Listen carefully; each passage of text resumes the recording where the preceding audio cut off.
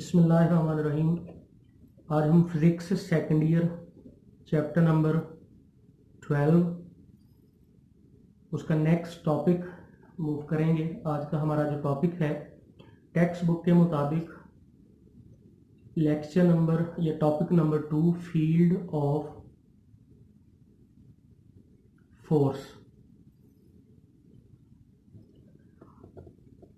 Board के लिहाज से अगर बच्चों बात करें तो ये एक शॉर्ट क्वेश्चन बेस्ड टॉपिक है। ज़्यादातर इसमें से एमसीक्यू पूछे जाते हैं।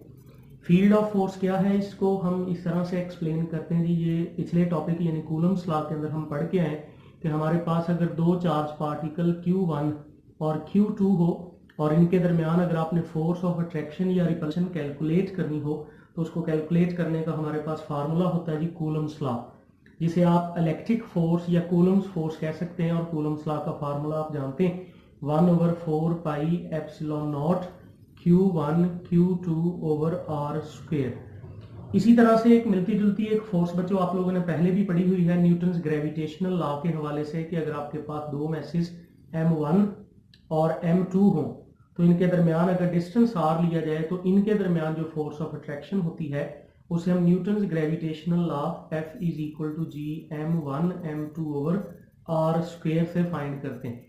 अब ये जो फोर्स है इसको हम इलेक्ट्रिक फोर्स कहते हैं और इस फोर्स को हम ग्रेविटेशनल फोर्स कहते हैं। इन दोनों फोर्सेस के बारे में हमने दो शॉर्ट क्वेश्चन टाइप समझ लें, दो क्वेश्चन पूछने और वही क्वेश्चन उसका आंसर ढूंढेंगे तो हमारा ये आज का टॉपिक कवर होगा।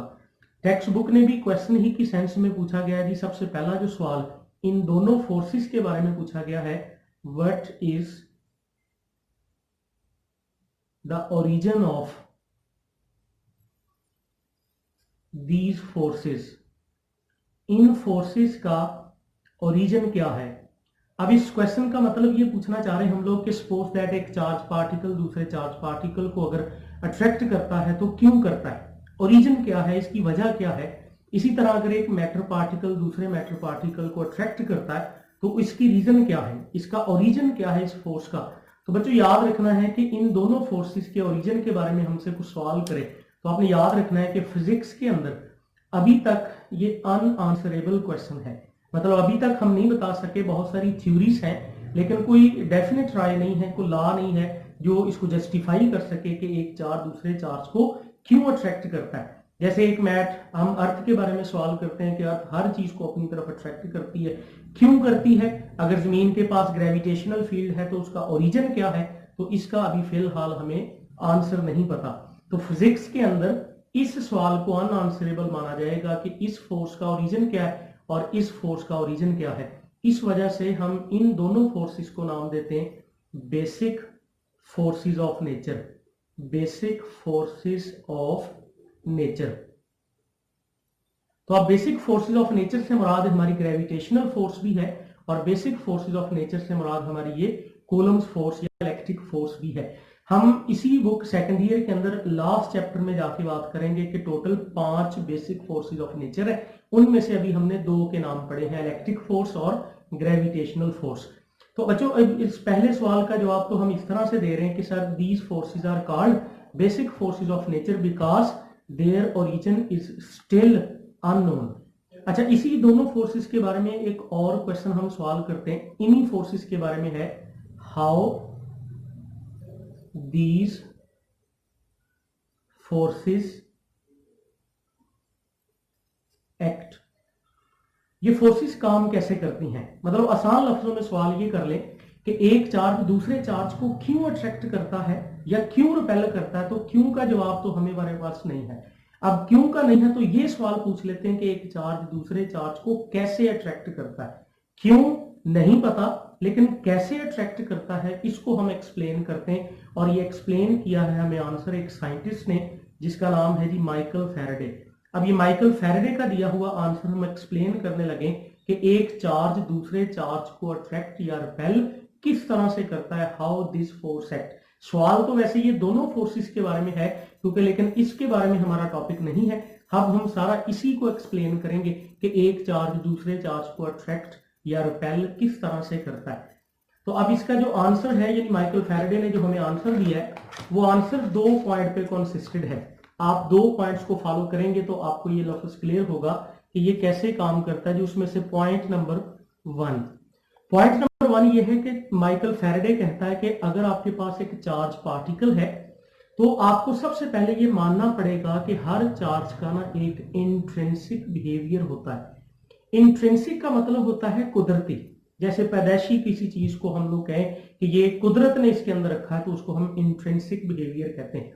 मिसाल दूं अगर इंट्रिंसिक की, तो आप कह सकते हैं जैसे एक बच्चा दुनिया में पैदा होता है और पैदा होकर रोने लग जाता है। अब ये बिहेवियर उसने कहीं से सीखा नहीं है, ये उसका इंट्रिंसिक बिहेवियर है जो कुदरत ने उसके अंदर रखा है। इसी तरह माइकल फैराडे कहता है कि हर चार्ज पार्टिकल का एक इंट्रिंसिक बिहेवियर, कुदरती बिहेवियर है कि इस चार्ज के गिर्द एक रीजन, एक इलाका ऐसा होता है जहां तक ये चार्ज किसी दूसरे चार्ज पार्टिकल पे अपनी फोर्स अप्लाई करेगा, और उस रीजन को हम इस चार्ज की नाम देते हैं जी इलेक्ट्रिक फील्ड।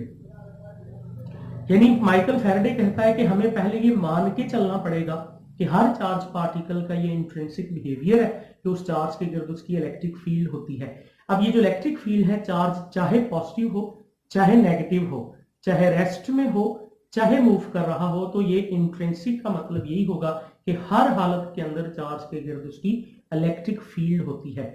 अब वैसे तो इस इलेक्ट्रिक फील्ड की कोई डिफाइंड बाउंड्री नहीं है, हम जनरली जवाब दे सकते हैं कि अगर पूछा जाए कि चार्ज के गिर्द उसकी जो इलेक्ट्रिक फील्ड है वो कहां तक फैल सकती है, तो आंसर है जी इनफाइनाइट रीजन तक ये फील्ड एग्जिस्ट कर सकती है।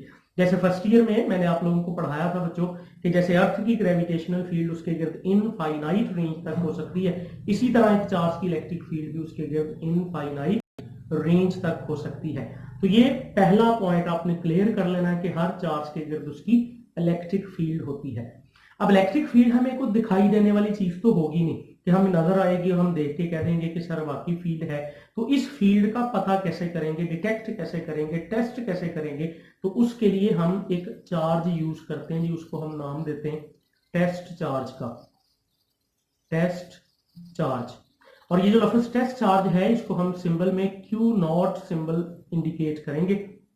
अब बच्चों आपने याद कर लेना है कि इस सारी बुक के अंदर, कम से कम इस चैप्टर के अंदर तो कंफर्म है कि ये जब भी हम Q0 लिखा करेंगे हम उस चार्ज को टेस्ट चार्ज पढ़ा करेंगे।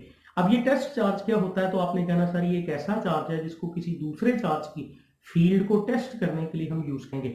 और इस टेस्ट चार्ज की दो बेसिक कैरेक्टरिस्टिक आपने याद रखनी है कि ये जो टेस्ट चार्ज होगा ये ऑलवेज पॉजिटिव होगा, और ये जो टेस्ट चार्ज होगा ये स्मॉल मैग्नीट्यूड का होगा। ये दो बातें आपने बेटा याद रखनी है कि जब भी कभी टेस्ट चार्ज आया करेगा हम इसकी दो बेसिक कैरेक्टरिस्टिक, यानी टेस्ट चार्ज लिखेंगे ना तो हमें बताना नहीं साथ पड़ेगा कि ये पॉजिटिव चार्ज है, ये आपने याद रखना है कि test charge is always positive, और ये स्मॉल मैग्नीट्यूड का होता है ताकि ये जिस फील्ड को टेस्ट करे उसको डिस्टर्ब नहीं करेगा और दूसरी फील्ड इससे स्ट्रॉन्ग ही रहेगी। तो आगे बढ़ते हैं जी दूसरे पॉइंट की तरफ। ये माइकल फैराडे का पहला पॉइंट था कि हर चार्ज के गिर्द उसकी इलेक्ट्रिक फील्ड होती है, जिसको टेस्ट करना हो तो हमें टेस्ट चार्ज की जरूरत पड़ेगी। दूसरी बात फिर ये है कि सपोज दैट आपके पास ये चार्ज पार्टिकल है और ये दूसरा चार्ज पार्टिकल Q2। अब हम असल में ये क्वेश्चन का आंसर ढूंढ रहे थे ना कि इस चार्ज ने इस चार्ज को अट्रैक्ट या रिपेल, या जो फोर्स लगानी है वो कैसे लगानी। तो माइकल फैराडे कहता है कि इस चार्ज के गिर्द भी इसकी इलेक्ट्रिक फील्ड है और ऑब्वियसली इस चार्ज के गिर्द भी इसकी इलेक्ट्रिक फील्ड है।